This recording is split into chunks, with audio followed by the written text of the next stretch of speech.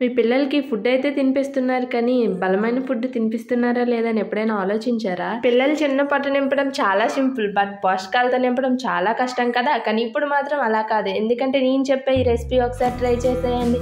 మీ పిల్లలు ఎంత హెల్దీగా ఉంటారో మీరే గమనించవచ్చు. ఇది 1 వీక్ పెట్టి చూడండి, మీ పిల్లల్లో వచ్చే చేంజ్ కూడా గమనించండి.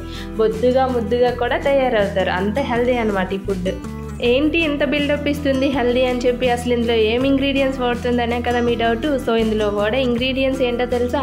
బియ్యం, ఇంకా జీడిపప్పు, అలాగే బాదం పప్పు, ఇంకా కందిపప్పు, మినప్పప్పు, పెసరపప్పు, శనగపప్పు, గోధుమలు, అలాగే రాగి, ఇంకా కొంచెం జీలకర్ర. సో ప్రాసెస్లోకి అయితే వెళ్ళిపోదామా? ఫస్ట్ అయితే 1 గ్లాస్ బియ్యం తీసుకోవాలి. సో 1 గ్లాస్ బియ్యం తీసుకున్నాం కాబట్టి ఇప్పుడు నేను చెప్పిన పప్పులన్నీ కూడా 1/2 గ్లాస్ తీసుకోవాలి. ఎందుకంటే బియ్యం కొంచెం ఎక్కువ ఉండాలి, పప్పులు దానికన్నా తక్కువ ఉండాలి. సో వీటన్నిటిని కూడా మంచిగా వాష్ చేసుకోవాలి.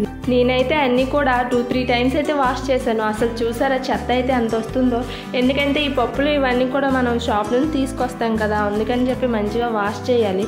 అసలుకే చిన్నపిల్లల కోసం కదా, అందుకే ఇంకా బాగా వాష్ చేయాలి. సో బాదం పప్పు కూడా మంచిగా కడుక్కోండి. సో ఇవన్నీ కూడా సపరేట్గా అయితే పళ్ళెంలో వేసుకొని ఎండలో అయితే ఎండబెట్టండి. మంచిగా ఆరిపోవాలి, వాటర్ ఏం కూడా ఉండకూడదు. సో ఎండలో అయితే ఒక 2-3 అవర్స్ వదిలిస్తే చాలు, అవే మంచిగా ఎండిపోతాయి. అవన్నీ కూడా మంచిగా ఎండిపోయాకైతే వాటన్నిటిని కూడా కలిపేయాలి. సో కలిపేసిన తర్వాత వీటిని అయితే ఫ్రై చేసుకోవాలి.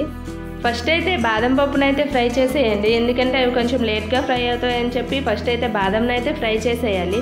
తర్వాత ఈ మిగిలినవన్నీ కూడా వేసుకొని సిమ్లో పెట్టుకొని మంచిగా కలర్ చేంజ్ అయ్యేంత వరకు అయితే స్లోగా ఫ్రై చేసుకోవాలన్నమాట. సిమ్లోనే జరగాలి ఈ ప్రాసెస్ అంతా, లేదంటే మాడిపోతుంది. సో తర్వాత 2 స్పూన్స్ జీలకర్ర తీసుకొని వాటిని కూడా మంచిగా ఫ్రై చేయాలి.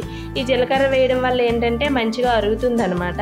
ఇవన్నీ కూడా మిక్సీ పట్టే, ఇప్పుడు ఆ పప్పులన్నీ కూడా మిక్సీ పట్టేయడమే. సో మిక్సీ పట్టిన తర్వాత అయితే వచ్చిన దాన్ని అయితే జల్లించుకోవాలి. తర్వాత అయితే నూకలా వస్తుంది, దాన్ని కూడా జల్లించుకొని మళ్ళీ పిండిలా అయితే అయిపోతుంది. తర్వాత అయితే నేను ఇందులోకి రాగి పిండి, ఇంకా గోధుమ పిండి, అలాగే జీడిపప్పు పేస్ట్ అయితే యాడ్ చేశాను. సో ఇంకేముంది, మంచిగా కలుపుకొని ఒక డబ్బాలో అయితే స్టోర్ చేసుకోవడమే ఈ పిండిని. సో పిల్లలకి తినిపించాలన్నప్పుడు ఒక బౌల్లో ఒక 2 స్పూన్స్ అయితే ఈ పిండి తీసుకొని సాల్ట్, కొంచెం వాటర్ వేసుకొని అయితే ఉడకపెట్టేయడమే. అదైతే మంచిగా పేస్ట్ లా అయితే తయారవుతుంది, దాన్ని అయితే పిల్లలకి తినిపించేయడమే. సో ఇదైతే పిల్లలకి చాలా బలం అనమాట. మా బాబుకి అయితే చాలా బాగా నచ్చింది, వాడైతే మంచిగా తింటున్నాడు. సో ఇది మీ పిల్లలకు కూడా నచ్చుతుంది, ఒకసారి అయితే ట్రై చేయండి. ఇదైతే చాలా హెల్దీ రెసిపీ అనమాట. సో నేనైతే లాంగ్ వీడియో కూడా పోస్ట్ చేశాను, చూసేయండి. అలాగే వీడియో నచ్చితే సబ్స్క్రైబ్ చేసుకోండి అబ్బా, అలాగే లైక్ కూడా చేసేయండి.